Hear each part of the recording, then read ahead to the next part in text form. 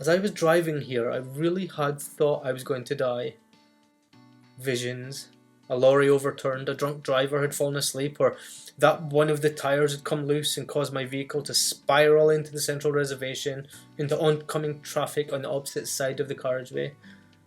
Death. Nope. My suitcase and I made it to the hotel, and as I sit here looking back at today as a memory, one can only wonder, what if there had been a horrendous car accident as imagined? Maybe because I couldn't see the road clearly through the tears? Would the pain have ended, or would it have just resulted in more pain and a severe injury? Would either have made a difference? Welcome to Walks with Sam, the podcast by the same name from the published book with me, the author and your host, Gordy Campbell.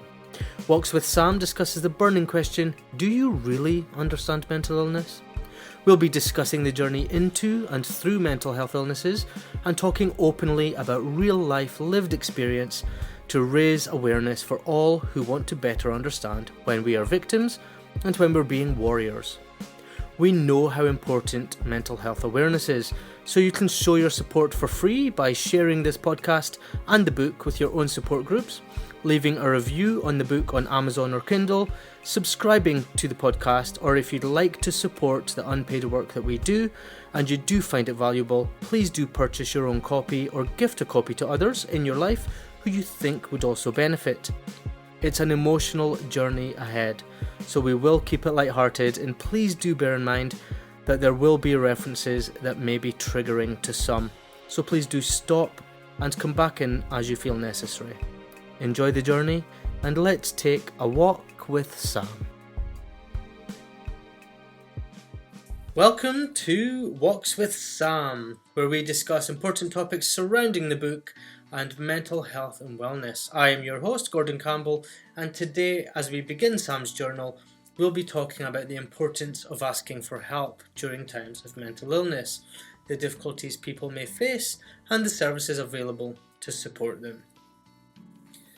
The importance of asking for help. So living with a mental illness can be incredibly challenging, and it's not something that anyone should have to go through alone. Asking for help is a crucial step in managing mental health conditions and finding the support needed to improve well-being. However, it's not always easy for individuals to reach out for assistance. Asking for help is often stigmatized in society, with the idea that seeking support for mental health concerns shows weakness or vulnerability of sorts. This can leave individuals feeling ashamed or embarrassed to admit they actually need help, leading to internal feelings of isolation and despair. It's important at this stage to highlight to those of you struggling, remember that asking for help is a sign of strength. It's not weakness. It's a necessary step in the healing process. So the difficulties of asking for help. Despite the importance of asking for help, there are many barriers that can prevent individuals from seeking the support that they need. Some of those common difficulties that individuals face might include 1. Fear of judgment. The fear of being judged by others can prevent us from opening up about our mental health struggles. There's a worry about being seen as weak or incapable, and that can create a sense of shame and prevent us from seeking help. 2. A lack of awareness. Many people may not be aware of the resources or the services available to support their mental health needs. This can lead to feelings of hopelessness, isolation again, and they'll struggle to find the help that they need. 3. Financial constraints.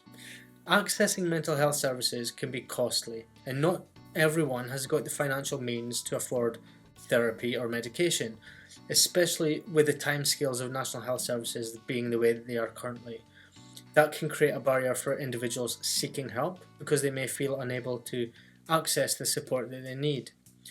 According to the NHS Digital Talking Therapies for Anxiety and Depression annual reports, the annual waiting time for a first treatment in England was 21.7 days over 3 weeks. The average waiting time between the first and the second treatment was 62.5 days. over 2 months, from one to the next. Number 4, cultural beliefs. Cultural beliefs and stigmas surrounding mental health can also prevent individuals from asking for help. In some countries, mental illness is seen as a sign of weakness or a spiritual inadequacy. That leads individuals to hide struggles and avoid seeking support. So as we begin in Sam's journal, there was a period of months and years where no help was asked for. The lack of that culminated in the journal being started and the illness becoming as extreme as it does. Sam's journal. Tuesday, 1st of June. I spent most of today crying. A lot. Not very surprising, considering how low I've been feeling over the last few months. I'm not really sure when this started, but I can't remember the last time I felt like myself. Before I left for Scotland, I remember feeling really sick. The kind of sickness I would feel if I'd just eaten a full 3-course meal, perhaps 2 or 3 times over. As the day had progressed, this tension in the depths of my stomach has begun to rise into my chest. My chest began to feel tight, and before I knew it, my throat had tightened up as if it had been full of bile following a night out, which resulted in vomiting. This is not something I have felt before. This was a premonition for me. My body was telling me that I was going to die. Maybe in my sleep tonight? I thought it would happen in the car journey. Nope. I am more than at my heaviest today. All these feelings of death and upset are not something I'm comfortable with. But then again, who would be? Comfort is for people who are safe. I'm about to die, I think. It was about 12 noon and I started crying just after lunch. Soup. Was it the soup, I wonder? I should really check the ingredients. This afternoon was awful. Unable to answer any work calls or respond to the voicemails being left. Out of sight and out of mind. If my life does end today, would it even care? Tears again. Pulled myself together to pack my case, and though I really do know I have to get over this stupidity before tomorrow, I can't do tomorrow. I just can't. A whole afternoon of crying and then 4 hours in the car with tears streaming has been too much to bear today. And there was me, thinking that a nice long drive would give me some time to pull myself together and wise up. There's no explaining this. I'm really glad I had Nick on hands free during the drive to Scotland to talk to me, or should I say listen to me crying. He's my absolute rock. I'm so lucky to have a boyfriend who loves me so much.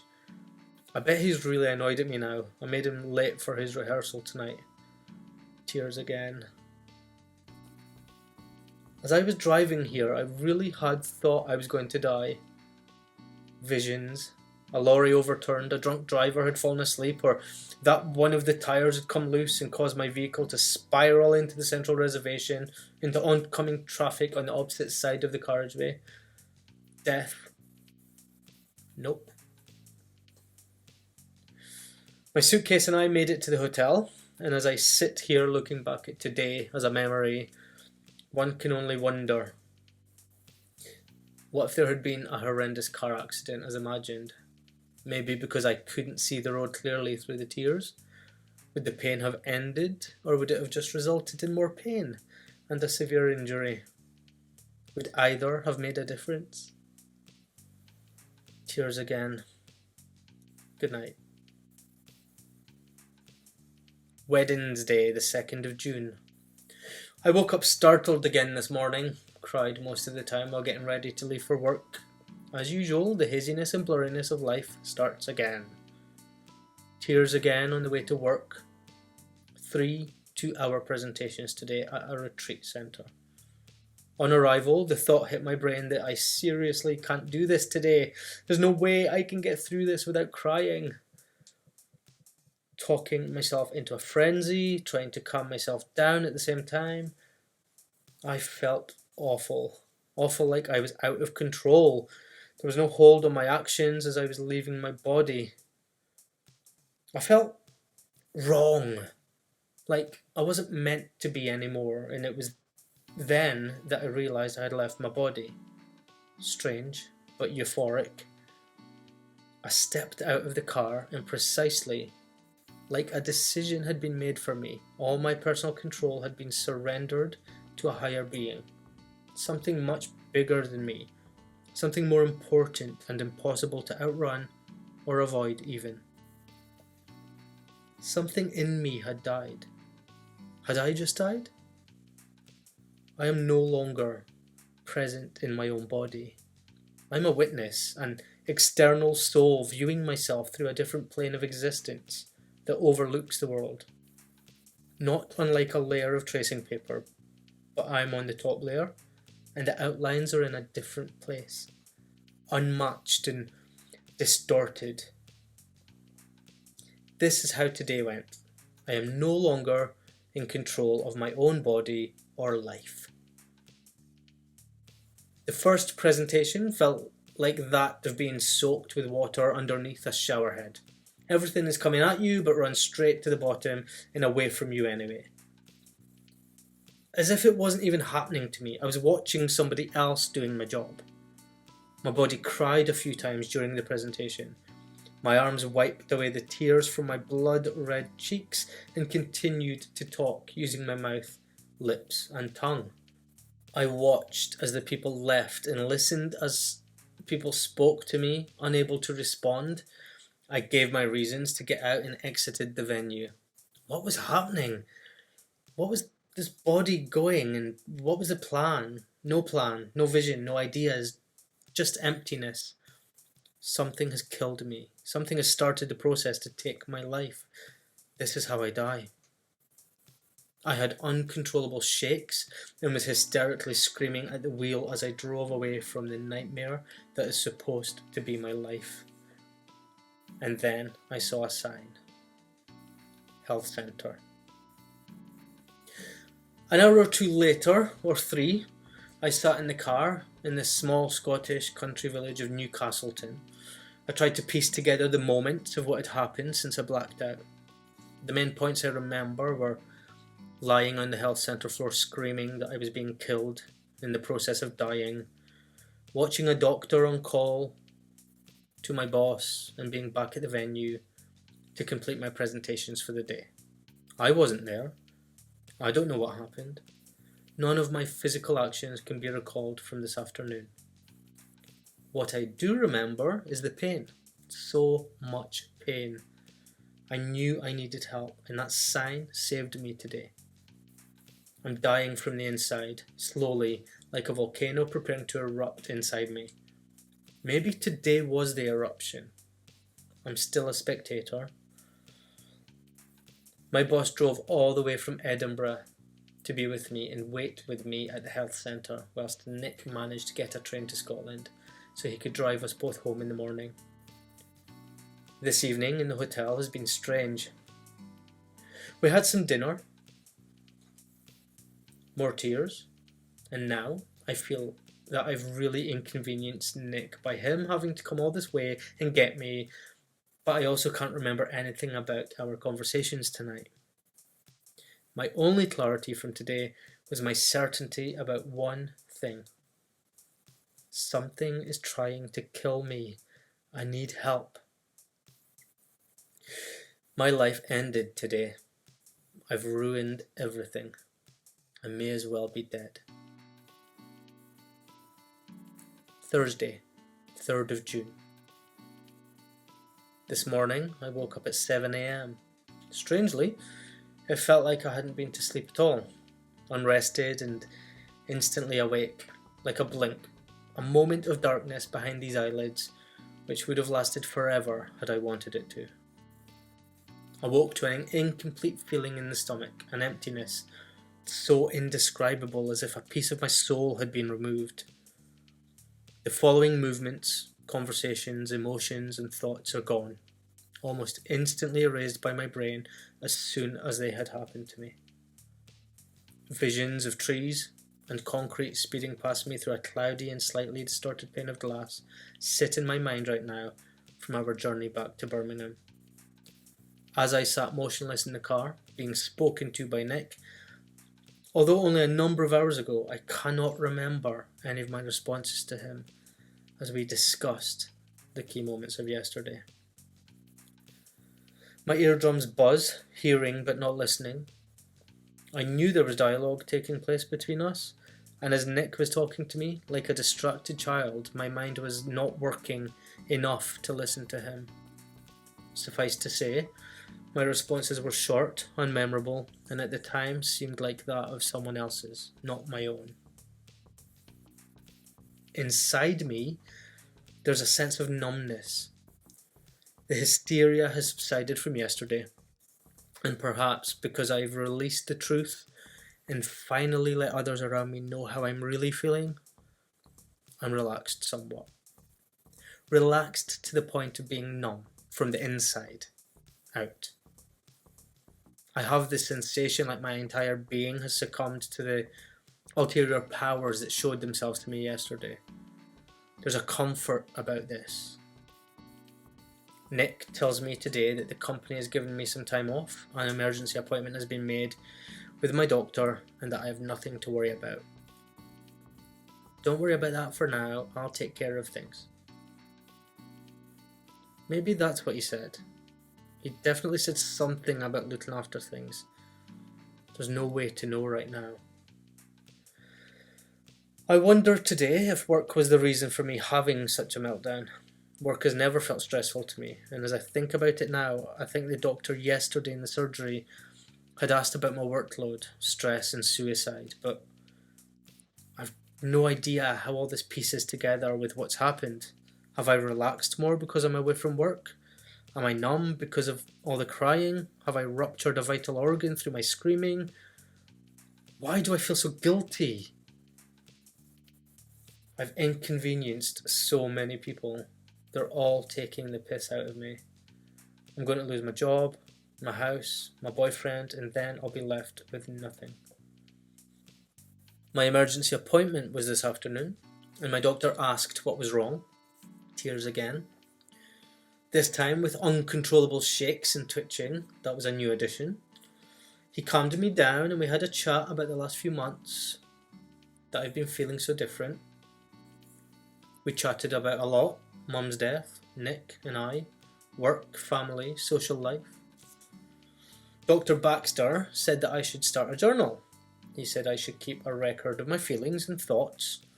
Sometimes it can be hard to talk about some things, and it's really important for me to be regularly assessing how I'm feeling. That should help me in keeping some control over what I'm doing and how to combat the loss of my emotional strength. He thinks I should start it from the day everything got far too much. Tuesday. Sounds like a pointless exercise to me, a waste of time and energy, but he's the doctor, and I started writing it on Tuesday. This better bloody work. I'm willing to do anything to stop this dying feeling. So here we are. Tears. He also did this questionnaire with me. He started talking about depression and the possibility of having a breakdown. He's asking about suicide, voices in my head, hurting myself and others. Certain by the end of this form that he was already on speed dial to the funny farm. Psychiatric units far away from society, and I'm going to be locked up within the next couple of hours. I couldn't help but wonder, should I tell him the truth? What will help more, being honest or being safe? I once again succumbed to the control and realised that they are one and the same. Being honest will keep me safe. At least I hoped so. Have you ever thought about harming yourself? Yes. Have you ever hurt yourself? Yes. Do you or have you heard voices in your head? Yes. Do you struggle to find enjoyment in everyday activities? Hell, yes. As we worked through the list and broke it all down, I began to realise that Dr. Baxter knew what he was talking about. He'd seen it all before. He had the answers that I needed, and he wanted to help me. I feel so much more reassured by seeing him, and though this still doesn't make sense to me, there's medication for it. There's something I can do to get better. 2 weeks and I see Dr. Baxter again. 4 tablets a day for 4 weeks. Start tonight. It's now 9:25 p.m. and I'm thinking about how bad this got. I'm so unwell that I just can't function in everyday tasks and conversations. Even today has been another blur as I watch myself going through actions and look back in hindsight, wondering what even happened. Why can't I remember anything? I know I've done things, so I just want to remember. The one thing I'm feeling right now is extreme unhappiness. I still don't know why, but I started my prescription tonight, so hopefully I'll start feeling more like myself in the near future. End Sam's journal. So services available to support mental health. Despite the challenges that people may face, there are a variety of services available to support your mental health needs. From therapy to medication and support groups, there are resources in place to help individuals navigate their mental health struggles and find the support that they need. Some of these services include 1. Therapy. Therapy is a common form of mental health support. It can help individuals address and manage their mental health concerns. Therapists provide a safe space for individuals to explore their thoughts and feelings, develop coping strategies, and work towards healing. Medication. For individuals with severe mental health conditions, medication might be prescribed to help manage symptoms and improve their well-being. It's important for individuals to work closely with their healthcare providers to determine the best course of treatment for their needs. Support groups. Support groups can provide valuable peer support for anyone living with mental illness. Connecting with others who are going through similar experiences can help individuals feel less alone, more understood, whilst also providing practical tips for coping with their struggles. Crisis hotlines. In times of crisis, individuals can reach out to hotlines for immediate support and assistance. These hotlines are staffed by trained professionals who can provide guidance and resources to help individuals navigate their mental health concerns. Tips for asking for help. If you or someone you know is struggling with mental illness, it's important to know that help is available and it's okay to reach out for support. Here are some tips for asking for help. 1. Be honest about your struggles.